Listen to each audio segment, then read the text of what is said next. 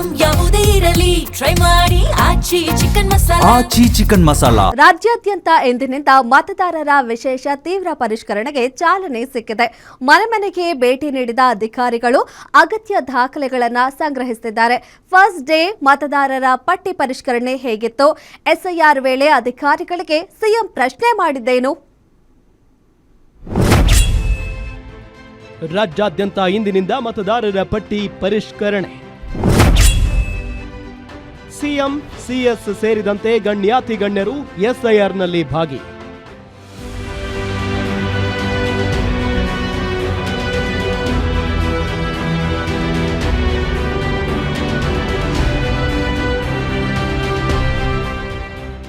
ದೇಶಾದ್ಯಂತ ಭಾರಿ ಸದ್ದು ಮಾಡಿದ್ದ ಎಸ್ಐಆರ್ ಅಂದ್ರೆ ವಿಶೇಷ ಮತದಾರರ ಪಟ್ಟಿ ಪರಿಷ್ಕರಣೆಗೆ ರಾಜ್ಯದಲ್ಲಿ ಚಾಲನೆ ಸಿಕ್ಕಿದೆ. ಎಸ್ಐಆರ್ ಜವಾಬ್ದಾರಿ ಹೊತ್ತ ಬಿಎಲ್ಒಗಳು ಪ್ರತಿ ಮನೆಗೆ ತೆರಳಿ ನ್ಯೂಮರೇಷನ್ ಫಾರ್ಮ್ ವಿತರಣೆ ಮಾಡುವ ಕೆಲಸ ಮಾಡ್ತಿದ್ದಾರೆ. ಮನೆಗೆ ಭೇಟಿ ನೀಡಿ ಮತದಾರರ ವಿವರಗಳನ್ನು ಪರಿಶೀಲಿಸುವ ಜೊತೆಗೆ ಅಗತ್ಯ ದಾಖಲೆಗಳನ್ನು ಸಲ್ಲಿಸುವಂತೆಯೂ ಸೂಚಿಸುತ್ತಿದ್ದಾರೆ. ಫಾರ್ಮ್ ನೀಡಿದ ಮನೆಗಳಿಗೆ ನೇರಳೆ ಬಣ್ಣದ ಸ್ಟಿಕ್ಕರ್ ಅಂಟಿಸಿದ್ರೆ, ಮನೆ ಬಾಗಿಲು ಕ್ಲೋಸ್ ಆಗಿದ್ರೆ ಕೆಂಪು ಬಣ್ಣದ ಸ್ಟಿಕ್ಕರ್ ಅಂಟಿಸಿ ಮರು ಭೇಟಿಯ ಮಾಹಿತಿ ನೀಡೋ ಕೆಲಸ ಮಾಡ್ತಿದ್ದಾರೆ.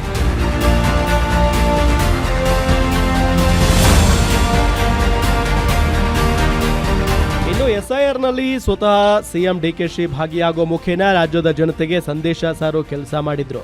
ಸದಾಶಿವನಗರದಲ್ಲಿರೋ ಸಿಎಂ ಮನೆಗೆ ರಾಮನಗರ ಜಿಲ್ಲಾಧಿಕಾರಿ ಹಾಗೂ ಅಧಿಕಾರಿಗಳ ಸಮ್ಮುಖದಲ್ಲಿ ಎಸ್ಐಆರ್ ಪ್ರಕ್ರಿಯೆಯಲ್ಲಿ ಭಾಗಿಯಾದರು.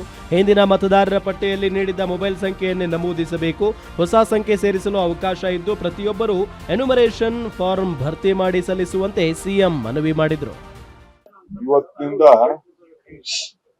ಸ್ಪೆಷಲ್ ಇನ್ಸೆಂಟಿವ್ ಡಿವಿಷನ್ ಎಸ್ಐಆರ್ ಮತದಾರರ ಪರೀಕ್ಷಣೆ ಇವತ್ತಿಂದ ಪ್ರಾರಂಭ ಆಗಿದೆ.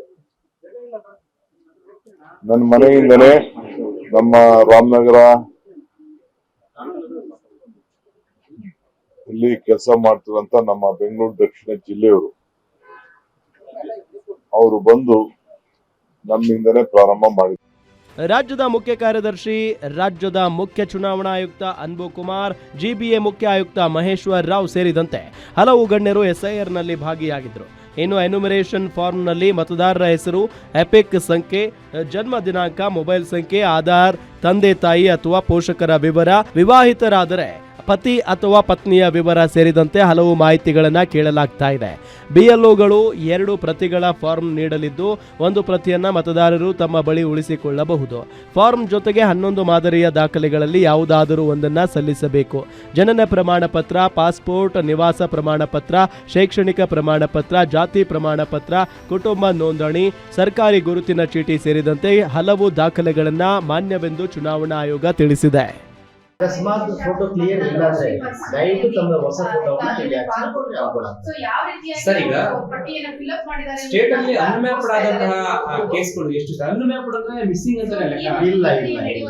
ಈಗ ಶ್ರೀಮತಿ ಅವರು ಕೂಡ ಅವರ ಒಟ್ಟಿಗೆ ಸೊ ಹಾಗೆ ಅವರ ಮಗನೂ ಕೂಡ ಈಗ ಕರ್ನಾಟಕ ರಾಜ್ಯದಲ್ಲಿ 5,54,00,000 ವೋಟರ್ಸ್ ಇದ್ದಾರೆ. ಅದರಲ್ಲಿ ನಾವು 5,9,00,000 ವೋಟರ್ಸ್ ಅನ್ನ ನಾವು ಮ್ಯಾಪಿಂಗ್ ಮಾಡಿದೀವಿ. ಯಾರ್ಯಾರ್ದು ಮ್ಯಾಪಿಂಗ್ ಆಗಿಲ್ಲ ಅವ್ರದ್ದು ಮ್ಯಾಪಿಂಗ್ ನಡೀತಾ ಇರ್ತದೆ. ಮ್ಯಾಪಿಂಗ್ ಆಗದೆ ಇದ್ದರೂ ಸಮೇತ ಈ ಎನ್ಯುಮರೇಷನ್ ಫಾರ್ಮ್ ತಮ್ಮ ಮನೆಗೆ ಬರ್ತದೆ. ಅದರಿಂದ ಮ್ಯಾಪಿಂಗ್ ಆಗಿಲ್ಲ ಎಂಬುದಕ್ಕೆ ಎನ್ಯುಮರೇಷನ್ ಫಾರ್ಮ್ ಬರಲ್ಲ ಎಂಬ ಡೌಟ್ ದಯವಿಟ್ಟು ಯಾರಿಗೂ ಇರಬೇಕಿಲ್ಲ.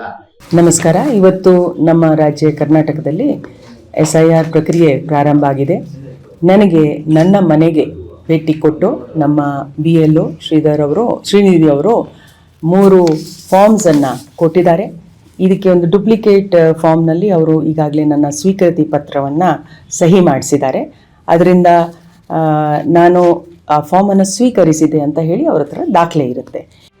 ರಾಜ್ಯಾದ್ಯಂತ 59,000ಕ್ಕೂ ಹೆಚ್ಚು ಬಿಎಲ್ಒಗಳು, ಜಿಲ್ಲಾ ಚುನಾವಣಾಧಿಕಾರಿಗಳು, ಮತದಾರರ ನೋಂದಣಾಧಿಕಾರಿಗಳು ಹಾಗೂ ಮೇಲ್ವಿಚಾರಕರು ಈ ಕಾರ್ಯದಲ್ಲಿ ತೊಡಗಿಸಿಕೊಂಡಿದ್ದಾರೆ.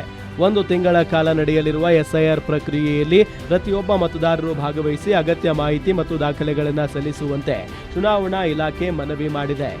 Ullas S Kiruvase, Guarantee News, Bengaluru.